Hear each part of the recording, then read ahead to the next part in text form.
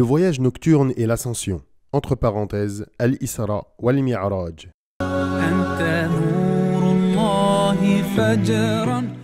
La fin de la période mécoise de la mission prophétique, sallallahu alayhi wa sallam, fut caractérisée par des fortunes très diverses, oscillant d'un extrême à l'autre. On pouvait observer un succès peu à peu grandissant avec en parallèle des persécutions continuelles. Toutefois, des lueurs d'espoir ne cessaient de poindre à un horizon qui semblait plutôt lugubre et elles se matérialisèrent finalement dans l'événement extraordinaire que fut le voyage nocturne du prophète sallallahu alayhi wa sallam jusqu'à Jérusalem, suivi par son ascension à travers les cieux. Il existe plusieurs avis quant à la détermination de la date de cet événement. Petit 1, il eut lieu en l'année même où le prophète sallallahu alayhi wa sallam fut envoyé.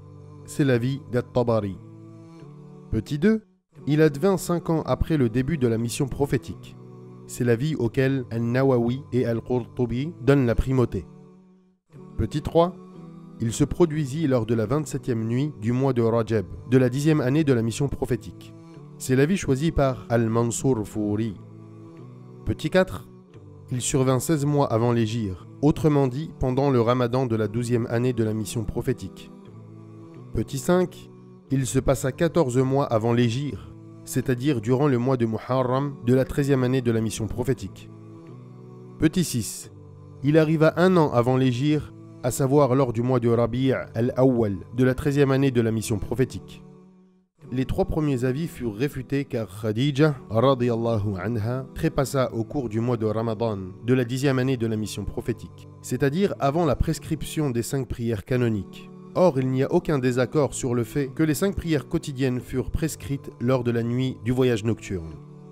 Quant aux 3 autres avis, je n'ai trouvé aucun argument qui permette de donner la prépondérance à l'un d'entre eux. Toutefois, le contexte de la sourate Le Voyage Nocturne indique que ce voyage eut lieu à une date très reculée. Les traditionnistes ont rapporté avec force détail cet événement. Ce qui suit est un résumé des détails relatifs à ce miracle. Ibn al-Qayyim a dit: le messager de Dieu sallallahu alayhi wa sallam fut transporté physiquement depuis la mosquée sacrée jusqu'à la mosquée entre guillemets lointaine, Al-Masjidul Aqsa, à Jérusalem sur un animal nommé Al-Buraq, en compagnie de l'archange Gabriel, Jibril alayhi salam. À Jérusalem, il mit pied à terre, accrocha Al-Buraq à un anneau fixé dans la porte de la mosquée Al-Aqsa et dirigea ensuite une prière commune dont l'assemblée était composée par tous les prophètes qui l'avaient précédé dans l'histoire. Après cela, Gabriel, Jibril alayhi salam, l'emmena jusqu'aux cieux sur le même animal. Lorsqu'ils eurent atteint le premier ciel, Gabriel, Jibril alayhi salam, demanda à l'ange gardien d'ouvrir la porte de ce ciel. Elle leur fut ouverte et il vit Adam alayhi salam, le père de l'humanité. Le prophète sallallahu alayhi wa sallam le salua et Adam alayhi salam lui rendit son salut et lui souhaita la bienvenue et exprima sa foi en sa mission prophétique. Dieu fit voir au prophète sallallahu alayhi wa sallam les âmes des martyrs qui se trouvaient à droite d'Adam et celles des malheureux qui se trouvaient à sa gauche. Gabriel monta ensuite avec le prophète sallallahu alayhi wa sallam jusqu'au second ciel. Il demanda l'ouverture de la porte et là, le prophète sallallahu alayhi wa sallam vit et salua Isa alayhi salam, Jésus, fils de Marie, et Jean, Yahya, fils de Zacharie, Zacharia alayhi salam. Ils le saluèrent à leur tour, l'accueillirent en lui souhaitant la bienvenue et exprimèrent leur foi en sa mission prophétique. Puis, il eut l'ascension jusqu'au 3e ciel où se trouvait Joseph, Youssouf alayhi salam. Ce dernier souhaita la bienvenue au prophète sallallahu alayhi wa sallam et exprima sa foi en sa mission prophétique. L'ascension reprit ensuite. Et au 4e ciel, il y eut un échange de salutations avec le prophète Enoch, Idris alayhi salam, qui reconnut aussi la mission prophétique de Muhammad sallallahu alayhi wa sallam. Au 5e ciel, le prophète sallallahu alayhi wa sallam rencontra Aaron, Haroun alayhi salam, et le salua. Ce dernier répondit à son salut et attesta de sa mission prophétique. Au 6e ciel était présent Moïse, Moussa alayhi salam. Il y eut échange de salutations. Et Moïse, Moussa alayhi salam, exprima sa foi dans la mission prophétique de Muhammad sallallahu alayhi wa sallam. En voulant continuer son chemin, le prophète sallallahu alayhi wa sallam vit que Moussa alayhi salam pleurait et il lui a demandé la raison. Moussa alayhi salam répondit qu'il pleurait pour avoir vu un homme, envoyé après lui en tant que messager, qui put mener au paradis davantage de gens que lui-même n'avait réussi à le faire. Puis le prophète sallallahu alayhi wa sallam atteignit le 7e ciel, où il rencontra Abraham, Ibrahim alayhi salam, qu'il salua. Ce dernier lui rendit également son salut et reconnut sa mission prophétique. Ensuite, il fut emmené au lotus de la limite, Sidratul Muntaha, et on lui fit voir la maison peuplée, Al-Bayt al-Ma'mour. Elle ressemblait à la Kaaba, la maison sacrée, et 70 000 anges différents y viennent chaque jour effectuer des circumambulations. Il ressentit ensuite une émotion extrême, car il eut la faveur sublime d'être transporté à proximité de Dieu le contraigneur, Al-Jabbar, le majestueux, et d'être ainsi un témoin privilégié de la gloire divine. Là, le Seigneur révéla à son serviteur ce qu'il voulut lui révéler, et il lui prescrit 50 prières quotidiennes. Quand il redescendit, il arriva à proximité de Moussa alayhi salam. Celui-ci lui demanda « Quelle prescription ton Seigneur a-t-il ordonné à ta communauté ?» « Il m'a prescrit, dis-je, 50 prières. Retourne donc auprès de ton Seigneur, reprit-il, et demande-lui un allègement, car ta communauté ne pourra s'astreindre à cela. » Le prophète sallallahu alayhi wa sallam se retourna alors vers Gabriel, Jibril alayhi salam, comme pour lui demander conseil.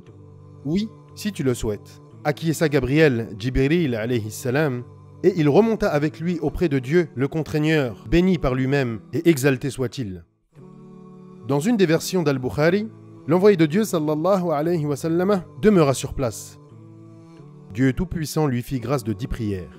Le prophète sallallahu alayhi wa sallam redescendit et rapporta la nouvelle à Moussa alayhi salam, qui l'incita de nouveau à effectuer une nouvelle requête pour que le nombre de prières soit encore diminué. Ceci se répéta jusqu'à ce que le nombre de prières fût réduit à 5 seulement.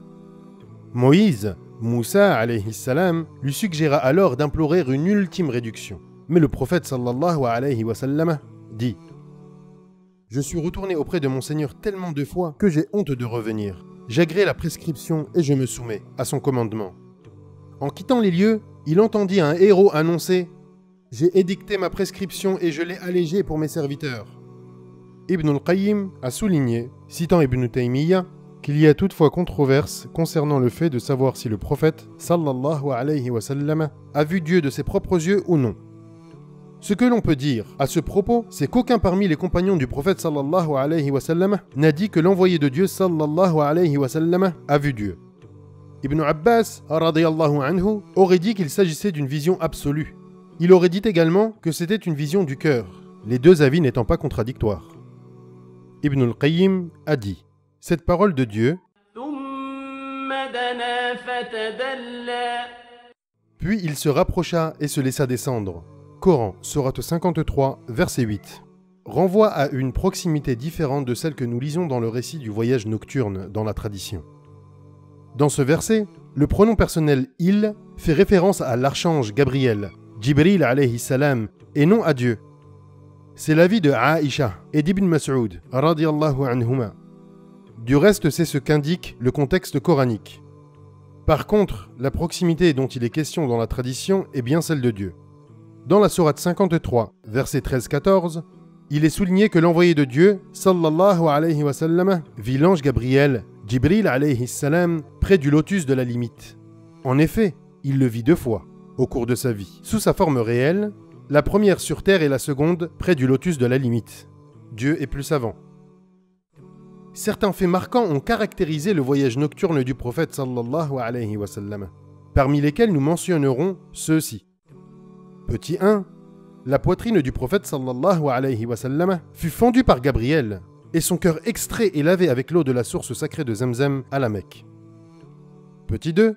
Dans le même contexte, 2 coupes furent apportées au prophète sallallahu alayhi wa sallam. Il y avait du lait dans l'une, tandis que l'autre était remplie de vin.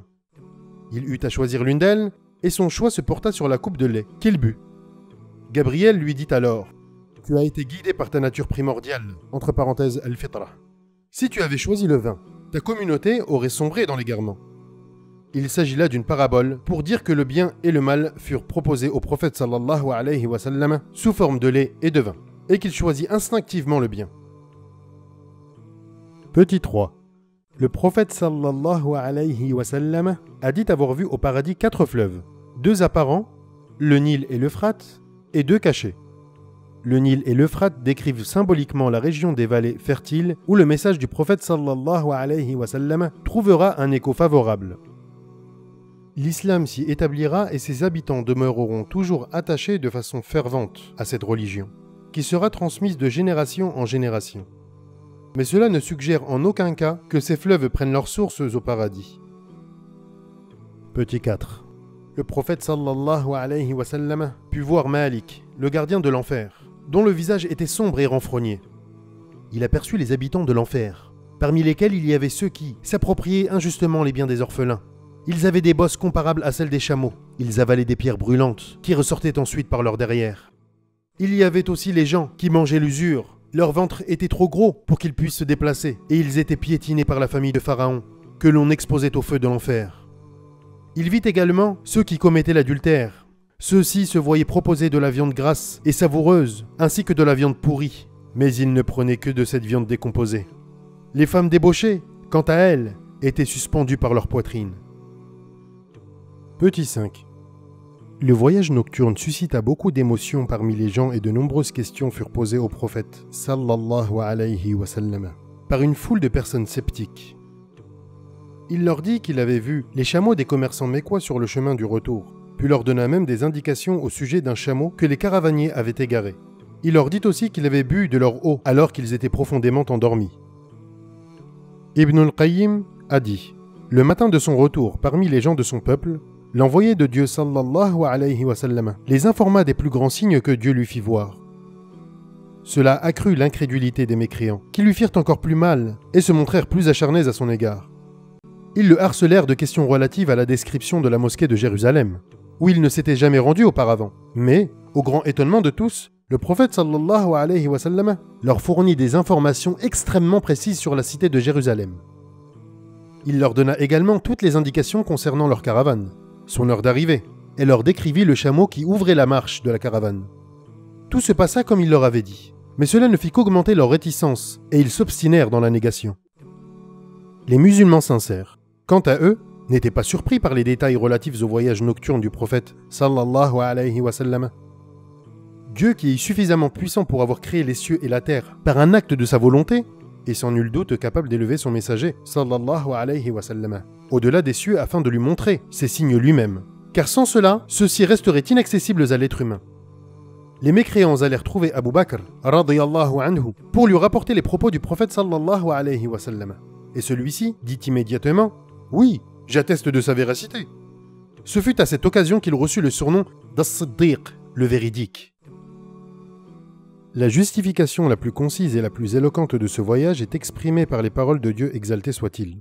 سبحان الذي أسرى بعبده ليلا من المسجد الحرام إلى المسجد الأقصى الذي باركنا حوله لنريه من آياتنا إنه هو السميع البصير. Gloire et pureté à celui qui fit voyager de nuit son serviteur, de la mosquée sacrée à la mosquée éloignée, dont nous avons béni les alentours, afin de lui faire voir quelques-uns de nos signes. Coran, sourate 17, verset 1. L'une des lois immuables de Dieu consiste à montrer ses signes à ses envoyés. وَكَذَلِكَ نُرِي إِبْرَاهِيمَ مَلَكُوتَ السَّمَاوَاتِ وَالْأَرْضِ وَلِيَكُونَ مِنَ الْمُوقِنِينَ. Ainsi avons-nous montré à Abraham le royaume des cieux et de la terre, afin qu'il fût de ceux qui croient avec conviction. Coran, sourate 6, verset 75. À Moïse, Moussa alayhi salam, Dieu dit: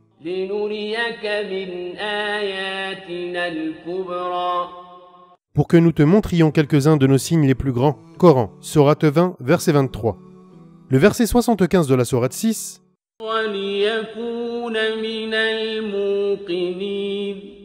Afin qu'il fût de ceux qui croient avec conviction. met en exergue la sagesse de ce comportement divin. La connaissance que Dieu enseigne à ses prophètes, ajoutée aux signes qu'il leur montre, leur confère une science certaine. Ainsi supportent-ils, pour plaire à Dieu, des épreuves qui seraient trop dures pour les gens ordinaires. Ils ne font aucun cas ni des puissances de ce monde, ni des souffrances qu'ils endurent. Les sagesses et les mystères que recèlent les détails du voyage nocturne ne peuvent être ici étudiés, cela révélant du domaine de la littérature des mystères de la religion, entre parenthèses, Asrar al-Sharia. Mais il y a des vérités simples qui émanent de ce voyage béni, que nous citerons ci-après. Dans le Coran, le récit de ce voyage est résumé dans les premiers versets de la sourate 17, le voyage nocturne. Les versets suivants, quant à eux, s'étendent sur les actions honteuses et sur les forfaits commis par les enfants d'Israël, avant de préciser que le Coran guide sur la voie la plus droite. Cet enchaînement n'est, en fait, pas une pure coïncidence. Le voyage nocturne qui conduisit le prophète sallallahu alayhi wa sallam à Jérusalem indiquait que la direction de l'humanité allait être enlevée aux Juifs, à cause de leur comportement qui les rendait indignes d'assumer plus longtemps cette responsabilité. Cette charge incomberait désormais aux messagers de Dieu sallallahu alayhi wa sallam, qui se voyaient ainsi investis de la direction des deux centres de la prédication abrahamique, Jérusalem et la Mecque. Le temps était venu de transférer l'autorité spirituelle d'une communauté devenue irrespectueuse de la loi divine à une communauté dont l'action serait fondée sur le bien et dont le prophète serait guidé par la révélation du Coran, livre qui conduit vers la voie la plus juste. Mais se pose alors la question suivante. Comment cette transition annoncée de la direction pouvait-elle s'effectuer alors que l'envoyé de Dieu, sallallahu alayhi wa sallam, était persécuté? Cette question lève le voile sur la vérité suivante. La prédication islamique était à l'aube d'une nouvelle phase, différente de la précédente. Les versets annonçant cette nouvelle ère étaient empreints d'un avertissement direct et non équivoque à l'adresse des polythéistes.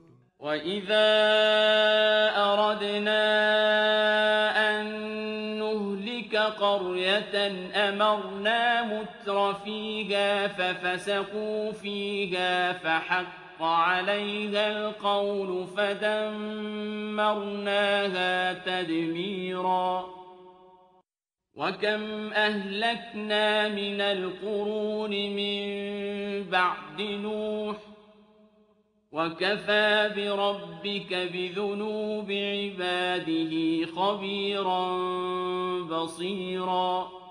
Quand nous voulons détruire une cité, nous ordonnons à ces gens occultes d'obéir à nos prescriptions, mais ils se livrent à la perversité. Alors la parole prononcée contre elle se réalise, et nous la détruisons entièrement. Que de générations avons-nous exterminées après Noé? Il suffit que ton Seigneur sache et observe les péchés de ses serviteurs. Coran, sourate 17, versets 16 et 17. Allant de pair avec ces versets, il y eut d'autres qui établirent les principes de la civilisation sur lesquels les musulmans devaient fonder leur société islamique. Tout se passe comme si les musulmans étaient en position de force, dominant la terre et formant une unité conférant la stabilité à la société qui est la leur. En fait, le Coran annonçait à l'envoyé de Dieu, sallallahu alayhi wa sallam, qu'il allait bientôt trouver un asile sur qui serait un centre, d'où s'élancerait vers les contrées du monde sa prédication. C'est là un des secrets qui se dégage du voyage nocturne. C'est pourquoi pensons-nous que cet événement s'est produit avant le premier serment d'Al-Aqaba, ou entre les deux serments d'Al-Aqaba, Dieu demeurant le plus savant. وَلَقَدْ رَآهُ نَزْلَةً أُخْرَى عِندَ سِدْرَةِ الْمُنتَهَى.